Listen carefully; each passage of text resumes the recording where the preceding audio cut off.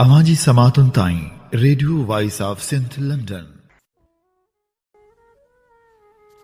अॼु जे जदीद दौर में जॾहिं तोड़े जो सच लिकाइणु ॾुखियो थी वियो आहे, पर तंहिं बावजूदि आवाम जो आवाज़ु जग जहान ताईं केरु पहुचाइण लाइ तयारु नाहे। मज़लूमनि सां गॾु तमामु घटि माण्हू बीहनि था।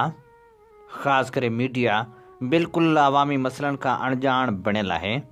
उते voice of Sindh web TV ऐं radio voice of Sindh London मिसकीन मारूड़नि जो आवाज़ बणियलु आहिनि। Radio voice of Sindh London तां असीं सियासी समाजी सरगर्मियुनि जूं मुकमिल रिपोर्टूं अव्हां ताईं पेश करियूं था। उन सां गॾोगॾु अवाम जे अहजनि बाबति आवाज़ उथारियूं था। असीं चाहियूं था त हीअ सफ़र सफलता माणे, जंहिं लाइ असांखे अव्हां जे साथ ऐं सहकार जी ज़रूरत आहे। अचो इन सफ़र में असां सां हमक़दम बणिजो। पेश करियूं था मुश्ताक टांवरी जी लिखियल ख़ूबसूरत लिखणे। सिंधी मौसीक़ी जी तारीख़ में जीवणी बाई जो नालो हमेशह हिकु रोशन सितारे वांगुरु चिमकंदो रहंदो। हूअ सिंध जी पहिरीं औरत फ़नकारा हुई जंहिं पंहिंजे आवाज़ सां न रुॻो माण्हुनि जे दिलनि खे मोहे विधो, पर सिंधी संगीत खे बि नई सुञाणप बख़्शी। सिंधी मौसीक़ी जी तारीख़ में जेकॾहिं कंहिं औरत पंहिंजे आवाज़ सां सदियुनि जी ख़ामोशी टोड़े समाज जे बंदि दरवाज़नि खे खोलियो ऐं संगीत खे नई सुञाणप ॾिनी त उहा हुई जीवणी बाई। हू रुॻो हिकु गुलकारा न हुई, पर सिंधी औरत जे हौसले, हिमत ऐं फ़न जी आज़ादी जो हुजाण हुई। संदसि आवाज़ में दर्द हो, सचाई हुई, रूह जो सॾु हो ऐं धरती जी ख़ुशबू हुई। जीवणी बाई 22 जनवरी 1901 ते हिंदुस्तान जे इलाइक़े राजपूताना जे भीलवाड़ ॻोठ में हिकु खानाबदोश क़बीले में जनमु वरितो। संदसि जनमु अहिड़े समाज में थियो जिते औरतुनि खे कमाइणो पवंदो हो ऐं मर्द बेकार ज़िंदगी गुज़ारींदा हुआ। उहो क़बीलो सदियुनि खां अहिड़ी रिवायत ते क़ाइमु हो जिते औरतूं रिज़्क़ जो भार खणंदियूं हुयूं ऐं मर्द संदसि महिनत ते पलिजंदा हुआ। जीवणी जो शुरूआती नालो जीदी बाई हो। संदसि माउ जानकी हर सुबुह निंढड़ी धीअ खे कपिड़नि में वेड़े दर दर वञी सदाऊं हणंदे पिनंदी हुई। जीवणी जॾहिं थोरी वॾी थी त माउ सां गॾु ॻाइण में शामिलु थी वई। संदसि आवाज़ में एतिरो सोज़ ऐं दर्द हो जो माण्हू रोई पवंदा हुआ। माण्हू हुन जे आवाज़ खां एतिरो मुतासिर थींदा हुआ जो दिलि खोले दान ॾींदा हुआ। कुझु ई वक़्त में माउ धीउ वटि एतिरो पैसो गॾु थी वियो जो पिनणु संदन मजबूरी न रही। 1998 में जॾहिं जीवणी 17 वरनि जी थी तॾहिं संदसि वालिद फिको गुरगलो कुटुंब समेत मुल्तान अची आबाद थियो। उहो ई वक़्तु हो जॾहिं जीवणी जी क़िस्मत मौसीक़ी जी दुनिया सां ॻंढिजी वई। मुल्तान में संदसि आवाज़ नामियारे रागी उस्ताद अमीर ख़ान ॿुधो।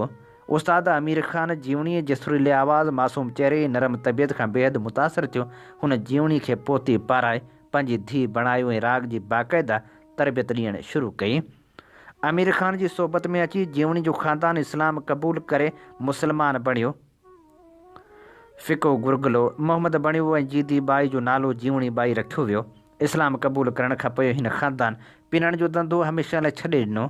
जीवणी हाणे महिनत ऐं फ़न जे रस्ते ते क़दम रखी चुकी हुई। जीवणी मेलनि, शादियुनि ऐं महफ़िलुनि में ॻाइणु लॻी। मुल्तान खां हैदराबाद ऐं कराची ताईं संदसि आवाज़ जूं गूंजणियूं पखिड़िजी वियो। जॾहिं हिन सिंधी ॿोली में ॻाइणु शुरू कयो त हूअ सिंध जी पहिरीं औरत गुलकारा बणिजी वई। सिंध जे माण्हुनि खेसि बेहदि मुहबत सां क़बूलु कयो। शाह अब्दुल करीम बुलड़ी वारे जे मेले ते संदसि मुलाक़ात उस्ताद ख़ैर मोहम्मद ख़ान सां थी। उस्ताद ख़ैर मोहम्मद सां वेझड़ाइप सबबु जीवणी मुल्तान छॾे हैदराबाद में अची वस आई। हिते हुन सिंधी काफ़ी ॻाइण जी तरबियत वरिती ऐं सिंध जे हर मेले ऐं मलाखड़े में उस्ताद ख़ैर मोहम्मद सां गॾु ॻाइणु लॻी। हिकु भेरे शाह कादरी जे मेले ते जीवणी जो आवाज़ मैदान मारे वियो।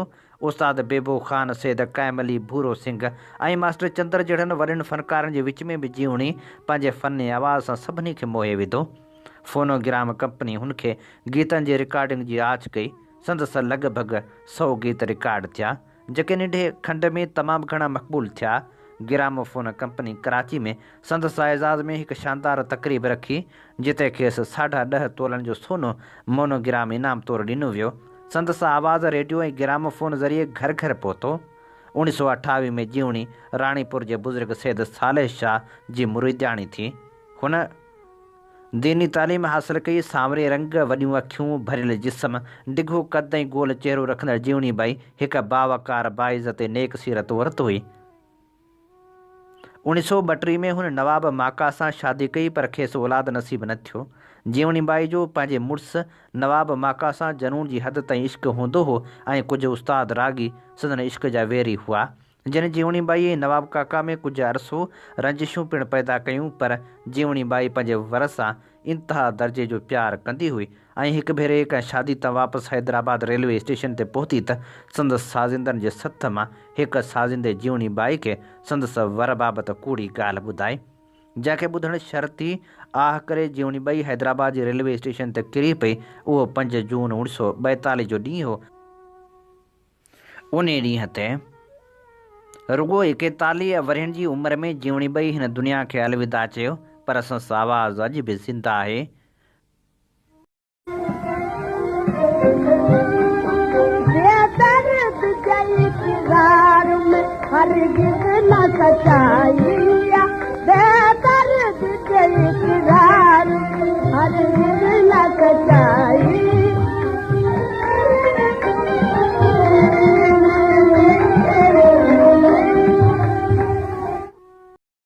अवां जी समातुनि ताईं radio voice of Sindh London